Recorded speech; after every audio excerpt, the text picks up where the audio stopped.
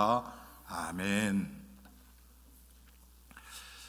네, 여러분, 오늘 우리 엘림교회가 시작된 지 45년 되는 날입니다.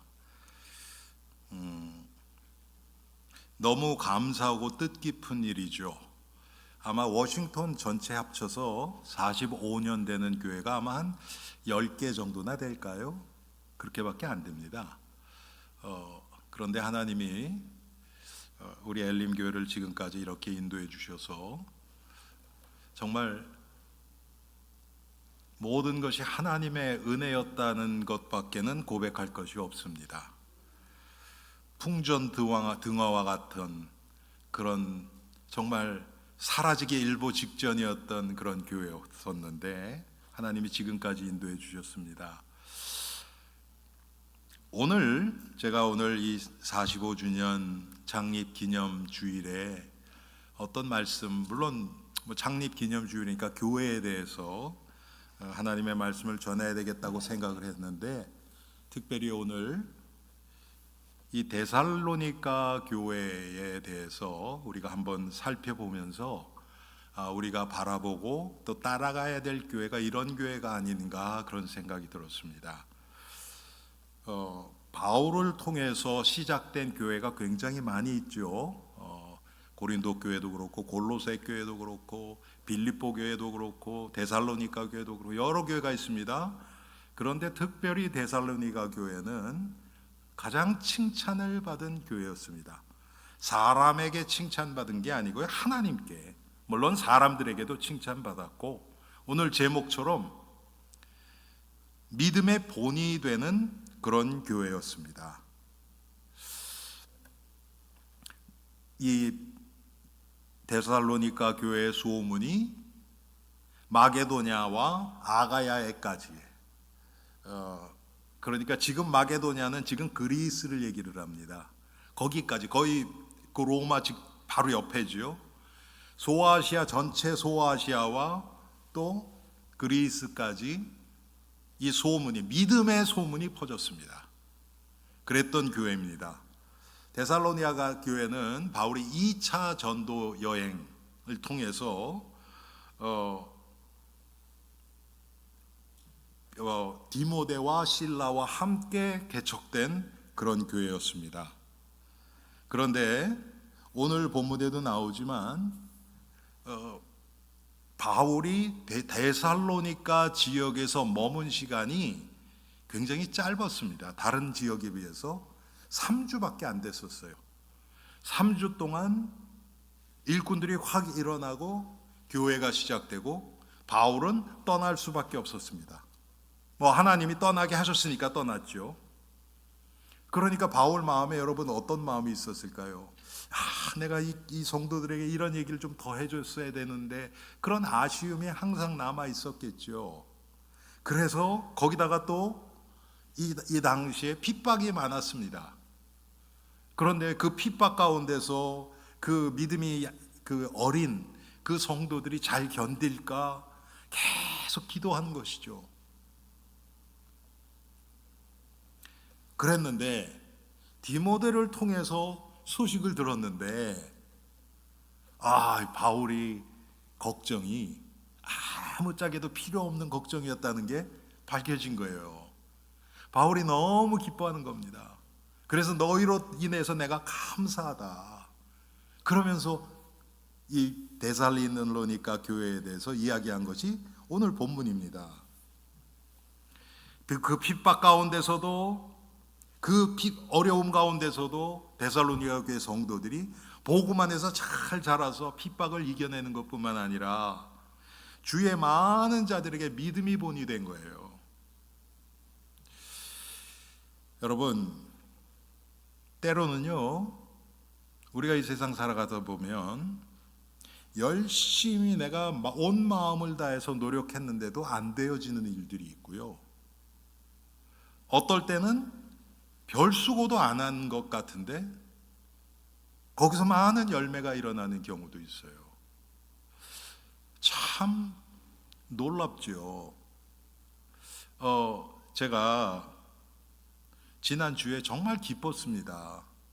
제가 새벽 기도 때도 잠깐 말씀드렸지만 그 목요일 날 제가 이재인 권사님한테 그 전에 전화를 받고 기도 제목을 받았어요. 그 아들에 대해서. 그래서 제가 기도하겠습니다. 그러다가 목요일 날 그 아들 집을 방문하게 된 거예요. 그런데 참 그분들하고의 만남도 어떻게 보면 너무나 제 의지로 이루어진 게 아니었고요. 여러분 여기 저에 대해서 아시는 분들 아시지만 제가 애난델에서 그 아파트에 살았잖아요. 지금 이름이 바뀌었더라고요. 페이츄리아트 빌리지 아파트. 우리 김상기 집사님이랑 거기 다 살았었죠. 그런데 우리 박한철 집사님도 거기 살았고. 그런데 원래 민병한 목사님이 그 가정을 성경 공부를 했었어요. 주일날 저녁에. 그런데 주일날 저녁에 저한테 전화가 온 거예요. 그분들한테. 이재인 권사님이 전화를 하셨는지, 아니 민병환 목사님 오셔야 되는데 안 오신다는 거예요. 어떻게 된 건지 모르겠다고 연락이 안 된대요. 그래서 있다가 제가 집에 있다가 저희 집에서 가까우니까 같은 애난데일이니까 그럼 제가 일단 갈게요. 그래서 가게 된 거예요. 완전히 민민 목사님이 까먹고 잊어버리고 계신 거예요. 거기 가야 되는 거 한두 주 간 게 아니고 여러 번 갔는데 완전히 잊어주신 거예요. 그래서 제가 가서 그냥 한 주 한 거예요. 그러다가 그냥 제가 그 성경 공부를 맡아서 하게 된 거예요. 그게 지금 봤더니 굉장히 오래전이더라고요. 그래서 그때부터 한 6년 정도를 매주 그 집에 가서 성경 공부를 했는데 그 부부가 참 은혜를 많이 받았어요. 그 부인은 100% 칠레 분이에요. 칠레. 그런데 어렸을 때 미국에 오셔서 영어하고 스페니쉬를 둘 다 완전하게 하세요. 그래서 그 학교에서 그 통역자로도 일을 하고 막 그러셨는데 은혜를 참 많이 받았어요. 그리고 매주 가서 그렇게 하니까 너무 가까워지기도 했고, 그래서 제가 그 칠레에 단기 선교를 간 적이 있어요. 3주를. 그런데 그 자매가, 그 며느리가, 이 권사님 며느리가 저랑 같이 갔었어요. 그래서 그분은 한 열흘 계셨고 저는 3주 있었는데 첫 주를 저희랑 같이 갔었어요. 우리 그때 송 장로님도 가셨었습니다. 제가 장로님 뵈면 그때 그게 생각이 나요. 송 장로님도 같이 가셨고 우리 박명옥 권사님 아들도 같이 가셨고 그래서 같이 갔었는데 그 자매가 저하고 한 4년 정도 이상 성경 공부를 하다가 갔기 때문에 제가 뭐를 전하는지를 정확하게 알잖아요. 그렇죠? 그래서 그 자매가 거기는 스페니쉬권이니까 제가 영어로 설교를 하면 그 자매가 스페니쉬로 통역을 해줬어요. 얼마나 이게 영이 통하니까, 같은 그 믿음의 색깔이니까 너무 그 통역도 잘하고 또 제 설교를 너무 잘 아니까, 그래서 일주일 동안 그렇게 통역하고 또 그분은 또 친척들도 좀 만나고 금방 돌아오셨고 저는 2주 있다가 다시 왔거든요. 그런데 제가 말씀드리고 싶은 것은 이번에 그 집에 갔는데 저는 이 권사님 만나서 같이 식사하고 그다음에 이제 그 집에 갔는데 그 아들 부부 둘 만날 생각을 하고 갔거든요. 갔는데 사람이 많아요. 이거 어떻게 된가 봤더니 다 그 집 식구예요.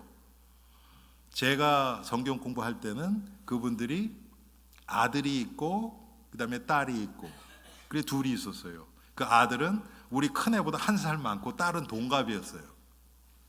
그 둘이 있었거든요. 이번에 가서 봤더니 계산을 해봤더니 안 본 지가 한 20년 됐어요. 20년. 그런데 그리스도 안에서 교제해서 그런지 엊그저께 헤어진 것 같아요. 20년 만에 만났는데. 그리고 놀라운 게 뭐냐면 제가 놀랬던 게 그거예요. 이분들이 신앙생활을 어떻게 할까 하는 한 궁금증 항상 있었거든요. 그래서 제가 권사님한테 여쭤보면 열심히 신앙생활하고 교회도 열심히 나가고 그런다고 막 얘기는 들었었어요. 그런데 제가 보지를 못하니까 그런데 요번에 가봤더니 제가 생각했던 것보다 훨씬 더 믿음이 좋아졌어요.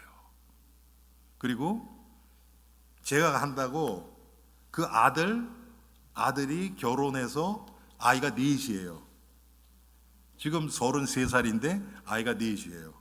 그리고 부인이 백인 여자인데 믿음이 아주 좋아요. 제가 깜짝 놀랐어요. 그리고 그 딸도 왔어요. 딸도 오고 또 제가 처음 본 그 부부의 제가 보지 못했던 그 밑으로 또 두 아들을 또 낳았거든요. 큰애가 19살이고 둘째가 15살인가 이렇게 됐는데 식구가 되게 많은 거예요. 그래서 그냥 얘기하다가 그 큰아들이 저한테 무슨 질문을 하기 시작을 하는데 이 신앙에 대해서 그런데 아주 정말 주님을 위해서 살아가는데 안 되는 그런 고민들을 얘기를 하는 거예요. 그래서 그런 얘기를 하다가 거의 부흥에 비슷하게 돼버린 거예요. 저는 그런 생각으로 한 게 아닌데, 아니 오죽하면 제가 성경책을 갖고는 들어갔는데 가방은 갖고 들어갔는데 빼지도 않았어요. 빼지도 않고 그냥 얘기한 거예요. 제가 그래서 모르겠어요. 하나님이 오늘 이 설교를 해야 되니까 그런 거를 저한테 그때 딱 보여주셨는지 모르겠는데, 사도 바울의 마음이 잠깐 3주, 다른 데는 에베소 같은 데는 한 2년 반을 머물렀어요, 여러분.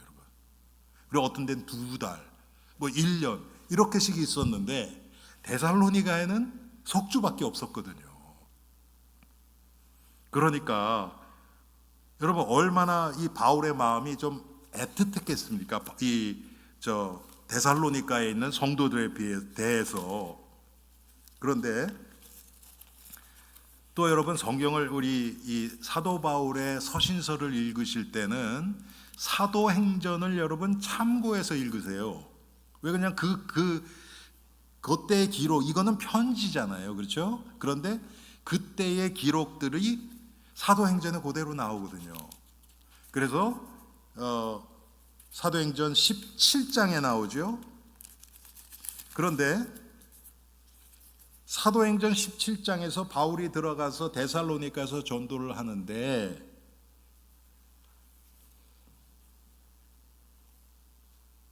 여기서 핍박이 임합니다. 핍박이 임해요. 그래서 사도 바울이 오래 있지 못하고 간 거예요. 그리고 이 핍박 때문에 사도 바울이 가니까 이 데살로니가에서 하나님의 말씀을 듣던 제자인 야손이라는 자가 대신 잡혀서 고통을 당해요. 그러니 바울의 마음이 얼마나 더 애틋했겠습니까? 안타깝고. 자기는 피해서 다른 도시로 갔는데 하나님 가신 것이죠. 그런데 자기 대신 남아서 이제 복음을 계속 전파해야 될 이 야손이라는 자는 잡혀서 고통을 당한단 말이에요. 그런 데가 데살로니가였어요. 그런데 나중에 나타난 결과는 그 어떤 교회들보다도 더 믿음의 본이 되는 그런 교회가 되어버린 겁니다. 그래서 오늘 여러분들과 함께 데살로니가 교회가 어떤 교회였는가, 우리가 잘 아는 1장 3절에 보니까 너희의 믿음의 역사와 사랑의 수고와 우리 주 예수 그리스도에 대한 소망의 인내를 우리 하나님 아버지 앞에서 끊임없이 기억함이니. 믿음의 역사, 또 사랑의 수고, 소망의 인내가 있던 그런 교회였어요. 여러분, 믿음의 역사가 있었어요. 나 믿어 그러고 끝나는 게 아니고 믿음이 실행으로 옮겨져서 역사가 일어나는, 변화가 일어나는 그런 믿음을 가진 교회가 바로 데살로니가 교회였습니다. 제가 오늘 45주년 기념일을 생각하면서 지금까지 우리 교회를 위해서 많은 기도와 헌신을 했던, 여기 앉아 계신 분들도 계시고 그렇지 않은 분들도 계시고 돌아가신 분들도 계시고 그 여러분들이 생각이 나더라고요. 물론 제가 이 교회에 오기 전에도 또 그렇게 수고하신 분들이 많이 계시겠죠. 그 믿음의 역사, 그런 믿음을 가지고 하나님 앞에서 살아가려고 하셨던 그런 성도님들. 여러분, 역사하는 믿음에는요, 반드시 하나님의 능력이 나타납니다. 예수님이 이렇게 말씀하십니다. 마태복음 17장 20절에 너희가 만일 믿음이 한 겨자씨만큼만 있어도 이 산을 명하여 여기에서 저기로 옮기라 하여도 옮길 것이요 또 너희가 못할 것이 없느니라. 여러분, 이게 믿음의 역사입니다.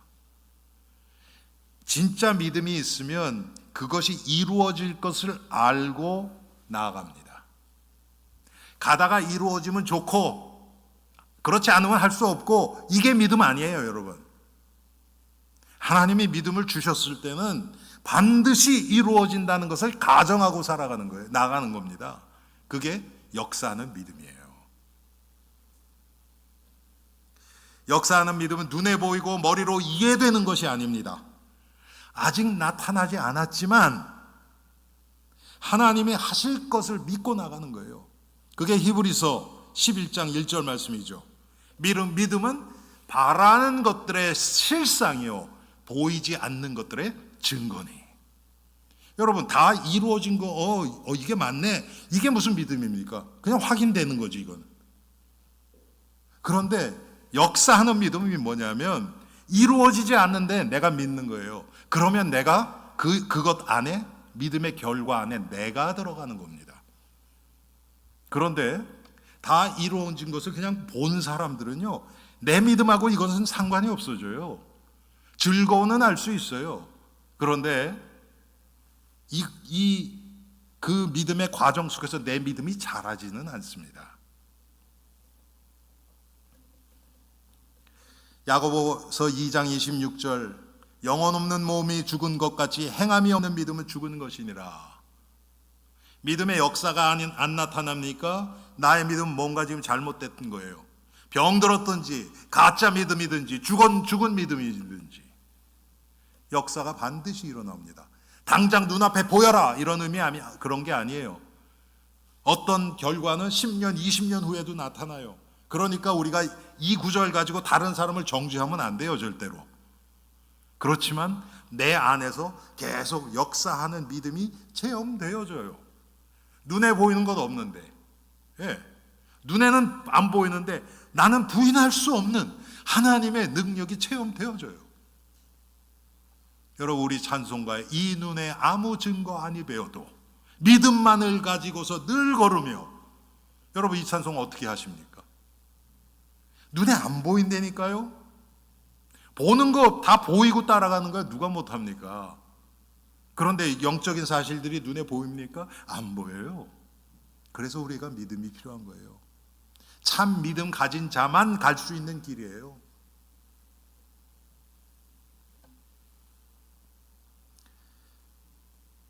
여러분, 죽은 믿음은 어떤 능력도 나타나지 않고요, 특별히 영향을 끼치지 못해요.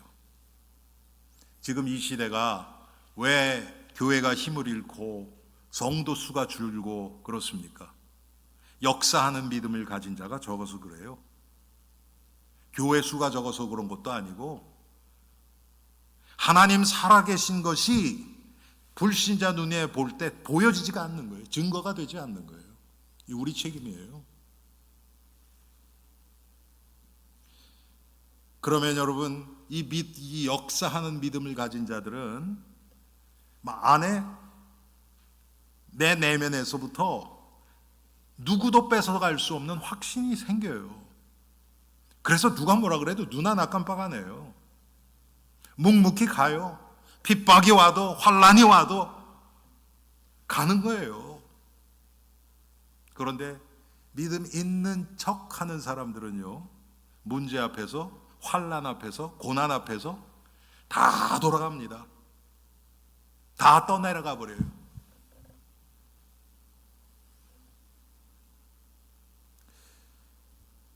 그러면 우리가 어떻게 이 믿음을 가질 수 있습니까? 성경은 분명하게 얘기했어요. 믿음은 들음에서 난다 그랬어요.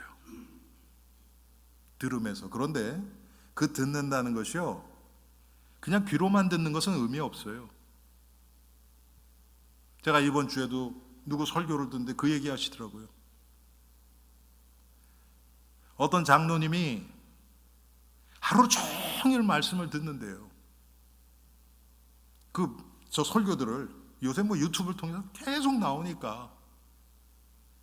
그런데 이 어떤 목사님을 만나서 얘기하다 보니까 성경을 그렇게 하루 종일 계속 듣는 분이 한 번도 자기 힘으로 성경을 한 번도 읽어본 적이 없대요. 여러분은 어떻습니까? 아니, 왜 다른 목사님의 설교를 들어야 됩니까?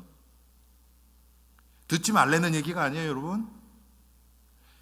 그걸 통해서 은혜를 받고 여러분 스스로 성경을 통해서 예수님이 하시는 말씀을 직접 들을 수 있게 되기 위해서 다른 사람의 도움이 필요한 거예요. 아멘? 그게 다가 아닙니다, 여러분. 하나님의 말씀을 우리에게 직접 주셨어요. 지금 무슨 우리가 중세시대에 여러분 카톨릭입니까? 예? 사제들을 통해서만 말씀을 주고 그런 거 절대 아닙니다, 여러분. 지금은 우리가 다 왕 같은 제사장들이에요. 하나님 앞에 믿음으로 담대하게 나갈 수 있는 자들이에요. 하나님으로부터 직접 은혜 받을 수 있는 자들이에요.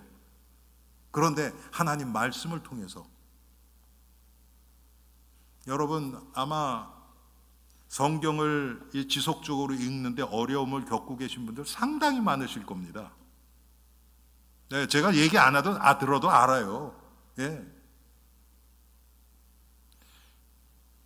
그런데 여러분 이거 안 되면 신앙생활 안 됩니다.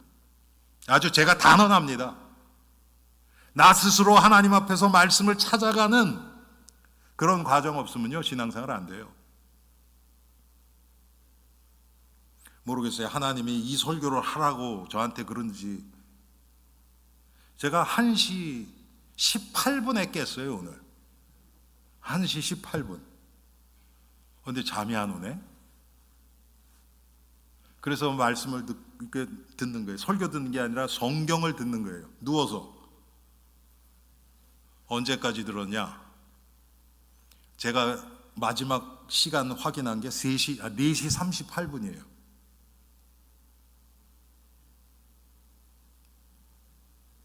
여러분, 제가 요즘은 제가 어떻게 성경 읽는지 여러분들한테 말씀 안 드리죠. 지금도 2018년 8월 4일부터 지금까지 계속 읽습니다.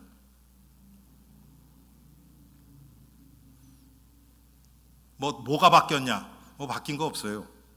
근데 한 가지는 계속 말씀을 접하니까 제가 넘어졌다고도 금방 올라요. 또 성경 읽으니까.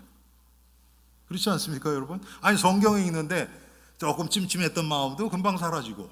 왜? 말씀의 능력이 있는데. 믿음은 들음에서 납니다. 그런데 들어서 지식으로 되면 우리를 죽게 만듭니다.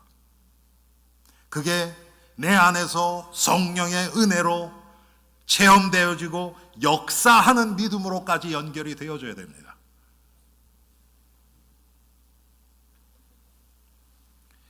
여러분, 믿음이 뭡니까? 하나님 앞에 나가 맡기는 거예요. 여러분, 믿음은요, 여러분 잘 들어요. 믿음 하면 이거 기억하세요. 믿음은 절대로 내 자랑거리가 돼서 안 돼요. 이건 자랑하는 순간 그건 믿음은 가짜로 확 바뀌어버려요. 아니, 여러분 한번 생각해 보세요. 믿음은 내가 연약하기 때문에 하나님께 내 거를 맡기는 거예요. 맞죠? 내가 안 되기 때문에 하나님께 맡기고 그분을 의지하는 거예요. 근데 그걸 자랑한다고요? 하나님을 자랑해야죠. 그러면 내가 안 되기 때문에 이분이 하신다, 하나님을 자랑해야죠. 그렇죠? 내가 더 의지한다, 이걸 자랑합니까? 말이 안 되잖아요. 쉽게 얘기하면 여러분들이 누구한테 내가 돈이 모자라서 내가 돈을 껐어요. 근데 그분이 너무 감사하게도 나에게 돈을 구워줬어요. 그런데 내가 이 사람한테 5만 불 빌렸다? 딴 사람, 나 이 사람한테 10만 불 빌렸어. 여러분, 그게 자랑하는 겁니까? 아니잖아요. 그렇죠? 근데 우리가 그렇게 하고 있다니까요. 교회 안에서는 참 이상한 게요. 보세요. 이게 확실히 믿음을 자랑하는 게 가짜라는 게 뭐냐면, 그게 진짜 자랑거리면 불신자들한테도 자랑해야 되잖아요. 그래요, 안 그래요? 진짜 자랑거리면 누구에게나 자랑거리가 돼야 되잖아요. 근데 불신자한테 그 자랑합니까? 안 해요. 그런 거는 또. 왜? 불신자들은 그 무슨 소리도 알아도 먹지도 못하고 그 사회에서는 그게 인정받지 못하니까 안 해요. 하여튼 잔머리들은 잘 굴러. 그렇죠, 우리들. 아, 여기서는 이렇게 하면 되겠지. 아, 여기서는 하면 안 돼. 믿음은 나 자신이 부인되어지는 거예요. 왜? 부인하려고 하는 게 아니고요. 바울의 고백처럼, 빌립보서 3장의 바울의 고백처럼 내가 가장 고상한 지식인 그리스도 예수를 만나니까 내가 지금 과거에 자랑하던 그 자랑거리 다 배설물로 여기노라. 버릴 수밖에 없는 거예요. 그게 자기 부인이에요. 내가 나 자신을 부인하고 죽이고 나 스스로가 나를 버리려고 하면 안 돼요.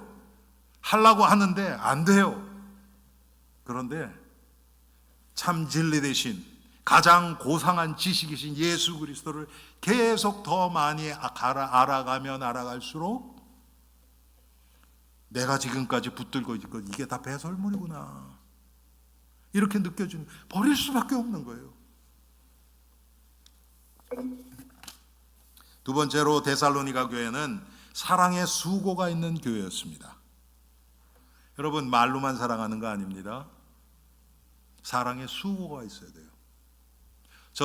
제가 지금 캄보디아에서 계속 기도하면서 그 생각을 참 많이 해요. 감사하게도 우리 교회가 그래도 캄보디아를 선교할 수 있는 그런 교회로 하나님이 인도해 주셔서 너무 감사해요. 그런데 우리 교회가 정말 물질만 보낸다면 그건 선교 아니에요.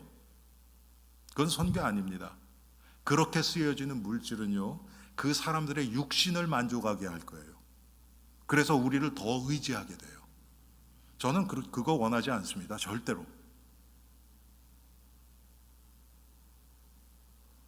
그 사람들에게 더 거지 근성만 주게 돼요. 그래서 제가 여러분 과거에도 말씀드렸죠. 어메이징 그레이스 초등학교 우리 교회에서 그 건축을 조금 큰 액수를 보낼 때 이걸 보내야 될까 보내지 말아야 될까 정말 고민을 많이 했어요. 그때 하나님이 저에게 주신 음성이에요. 답이에요. 그게 뭐냐면 보내는 물질의 10배 기도해라. 하나님이 저에게 이 음성을 주셨어요. 그러면 돈이 문제가 아니라 기도가 가는 거예요. 돈은 그냥 따라가는 거예요. 이게 중요하죠. 그래야 거기에 성령의 역사가 일어날 거 아닙니까? 그렇지 않으면 여러분들도 헌금하시면서 성경금했다. 그러면 이제 나는 뭐 했다고 이제 쓱 내 마음이 뿌듯하고 자부심 생기고 그거로 끝나요. 그러면서 나는 믿음, 그래도 내가 이렇게 했으니까 나는 선교하는 사람이야. 그런 자랑으로 끝나버려요. 여러분, 그러려고 선교하는 겁니까? 아니잖아요. 사랑의 수고가 뭡니까? 여러분, 사랑의 그 원형은 우리를 위해서 십자가에서 자기를 희생하신 예수님의 사랑입니다. 거기에 무슨 우리가 자랑할 게 뭐가 있겠습니까? 그거를 기억하면 아무것도 아니죠. 예수님이 나를 위해서 생명을 주셨는데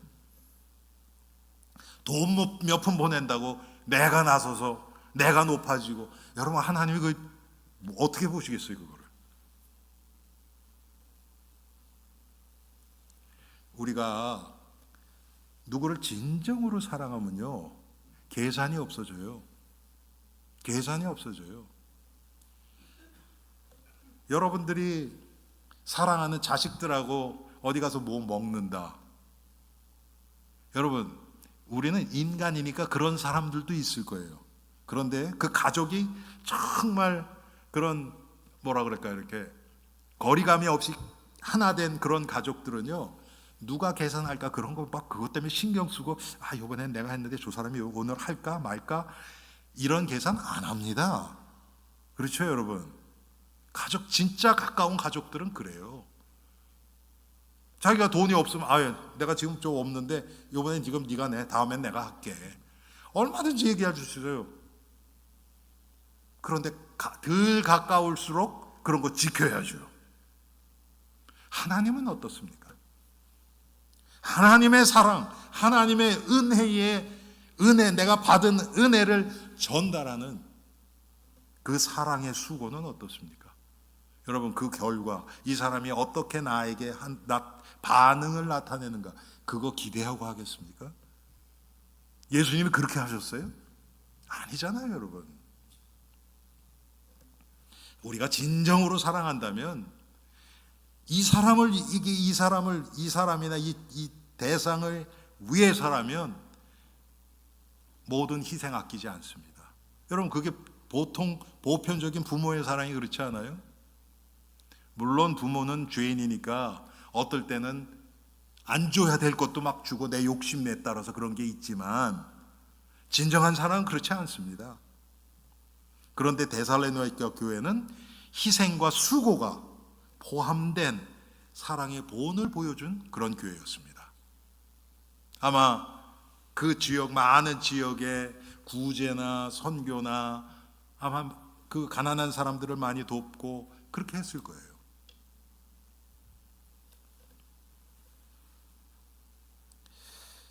세 번째로 데살로니가 교회는 소망의 인내를 가진 교회였습니다. 그런데 여러분, 믿고 사랑하고 한두 번 하는 거 그렇게 힘들지 않아요.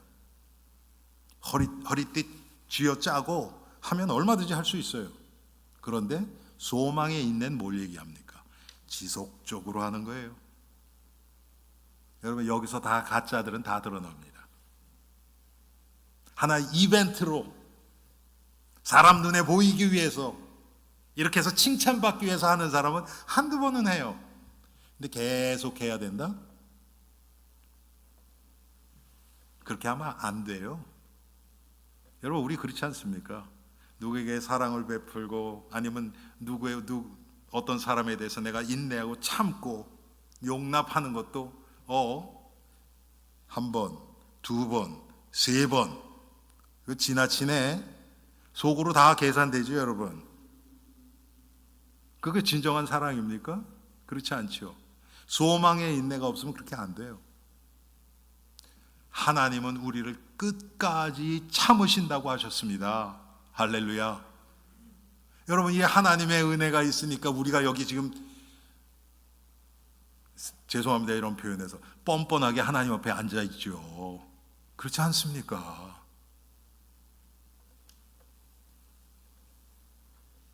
우리 성도들에겐 참 소망 되신 예수 그리스도가 계시기 때문에, 그리고 이분은 어제나 오늘이나 영원토록 변함이 없으신 분이시기 때문에 우리에게는 절망할 이유가 없는 거예요.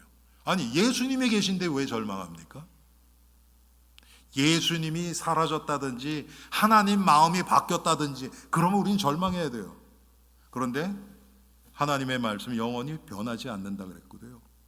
예수님은 영원토록 내 안에 내주하시면서 떠나지 않겠다고 약속하셨고요. 내가 못 느껴도 계세요. 그런데 뭐 때문에 절망합니까? 뭐 때문에 실망합니까? 뭐 때문에 낙심합니까? 소망이 있는 자가 끝까지 인내하면서 기다릴 수 있습니다. 소망이 없으면요, 인내 못해요. 한두 번 돼요. 여러분,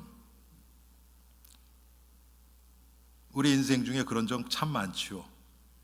잘 참다가 마지막에 가서 팍 뒤집어 놓는데 한 10분만 더 참았으면 괜찮은데 그거 못 참아가지고 지금까지 인내했던 것 다 물거품 돼버리고 그런 적 많이 있죠. 그런데 오늘 데살로니가 교회 이 성도들은 끝까지 믿음의 역사, 사랑의 수고, 그것을 체험하면서 끝까지 인내할 줄 아는 교회였습니다. 그러니까 믿음의 본이 되지요. 그런가 하면 데살로니가 교회는 다시 오실 주님을 소망 중에 기다리는 교회였습니다. 예수님이 다시 올 것을 분명히 믿었어요. 여러분, 내가 하나님의 은혜로 구원받는 그 순간, 하나님이 나를 부르신 순간, 그것도 기억해야 돼요. 그게 우리의 믿음 생활의 시작이 될 수 있죠. 물론 하나님 쪽에서 보면 그게 시작은 아니에요. 우리가 태어나기 전, 만세 전에 우리를 택정하셨어요. 그런데 우리가 알 수 있는 것은 하나님이 나를 언제 부르셨어요. 그래서 하나님의 자녀로 만들어 주셨어요. 그때를 기억하는 것은 참 중요해요. 첫사랑을 기억하는 거예요, 그게. 그런데 거기서 그치면 안 됩니다. 반드시 오실 예수 그리스도를 소망 중에 인내하며 기다리는 믿음도 필요해요. 이게 같이 있어야 됩니다. 그래야 우리가 흔들리지 않아요. 소망에 있는 자는 절망하지 않습니다. 예수님 때문에. 소망이 있는 자가 끝까지 인내할 수 있습니다. 오늘 6절에 나타나죠. 데살로니가 교회에 대해서. 또 너희가 많은 환난 가운데서 성령의 기쁨으로 말씀을 받아 우리와 주를 본받는 자가 되었으니. 환난과 핍박 가운데서도 성령의 기쁨, 하나님의 말씀을 받아서 그 고난을 인내하고 오히려 그 믿음의 본이 되는 교회가 데살로니가 교회였습니다. 그런가 하면 데살로니가 교회는 5절에 나타난 것처럼 주의 능력이 충만한 그런 교회였습니다. 이는 우리 복음이 너에게 말로만 이른 것이 아니라 또한 능력과 성령과 큰 확신으로 된 것이니라. 능력과 성령과 큰 확신, 이것으로 가득 차 있던 교회가 데살로니가 교회였습니다. 빌립보서 4장 13절 말씀처럼 내게 능력 주시는 자 안에서 내가 모든 것을 할 수 있느니라. 여러분, 이 구절은 우리가 하루를 시작할 때 주님, 나는 아무것도 아닙니다. 하나님이 나를 붙드시면 오늘 나를 통해서 어떤 일도 일어날 수 있습니다. 이렇게 한번 선포하고 시작하는 것도 좋을 것 같아요. 오늘 이런 문제인데 이거 어떻게 해결하나?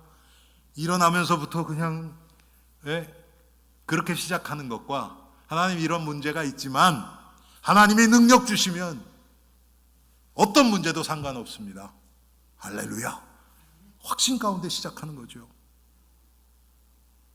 마지막으로 데살로니가 교회는 선교하는 교회였습니다. 선교, 전도, 구제, 여러분 교회에 아주 중요한 역할이 그런 것들이죠. 그런데 그거 하나도 쉬운 게 없어요. 우리가 할 수 있는 게 없어요. 전도, 여러분 우리가 됩니까? 말로 설득해서 안 돼요. 말로 물건 파는 건 쉬워요. 저도 해봤거든요, 그거. 그런데 사람의 여러분 전도는 그 내면의 이 영적인 배경이 바뀌는 거예요. 여러분 그게 어떻게 쉽습니까? 그건 말로 되는 게 아니에요. 우리가 말 잘한다고 마귀가 두려워합니까? 절대 그렇지 않죠.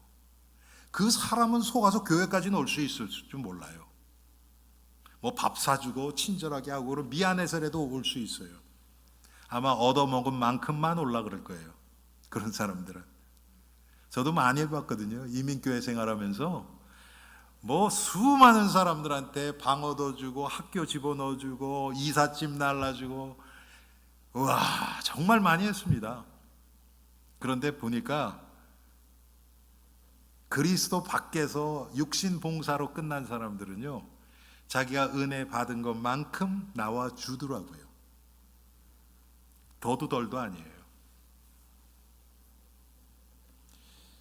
그런데 전도, 선교도 마찬가지예요. 여러분, 돈 보내는 게 선교 아니라 그랬죠. 가서 봉사하는 게 또 선교냐? 그것도 아니에요. 우리 마음이 가야 돼요. 우리 기도가 가야 돼요. 그러면 물질이나 육신 봉사는 따라가게 돼 있어요. 하나가 되는 거예요. 같은 마음을 가지고. 이런 선교는 쉽지 않습니다, 여러분.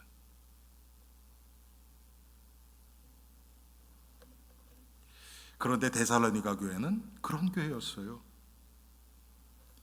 자, 9절에 보니까 그들이 우리에 대하여 스스로 말하기를 우리가 어떻게 너희 가운데로 들어갔는지와, 이게 뭐냐면 바울과 그 전도팀이, 바울과 디모데와 실라가 어떻게 그들에게 가서 복음을 전했는지, 그걸 얘기하는 거예요. 또 너희가 어떻게 우상을 버리고 하나님께로 돌아와서 살아계시고 참되신 하나님을 섬기는지와, 자기들이 복음을 듣고 어떻게 변화되어서 그 변화된 삶을 살아간 것을 전하는 겁니다. 이게 진짜 증인이죠.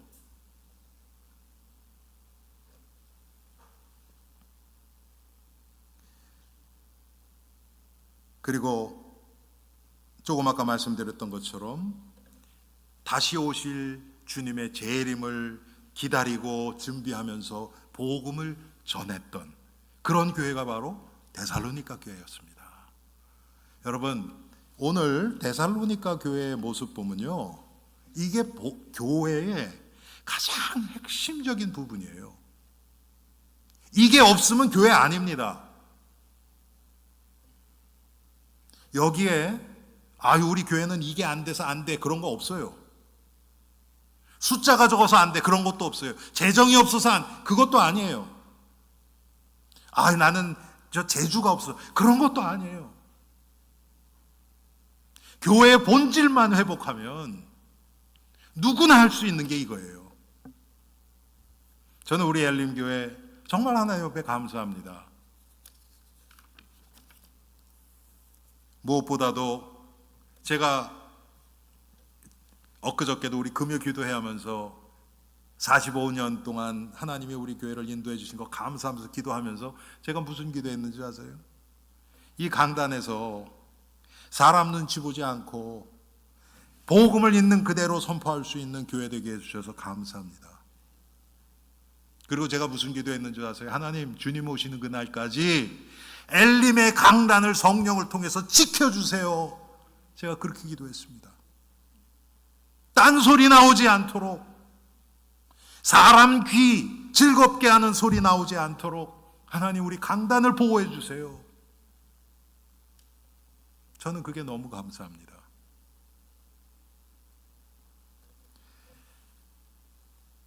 사랑하는 성도님들, 믿는 자의 본이 되는 교회, 데살로니가 교회가 다른 교회, 다른 성도들에게 잘 보이려고 이렇게 했겠습니까? 그런 거 아니잖아요.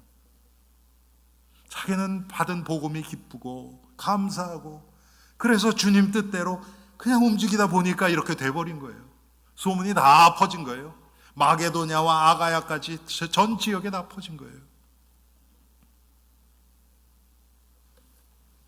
우리 엘림 교회가 이런 교회가 되기를 원합니다.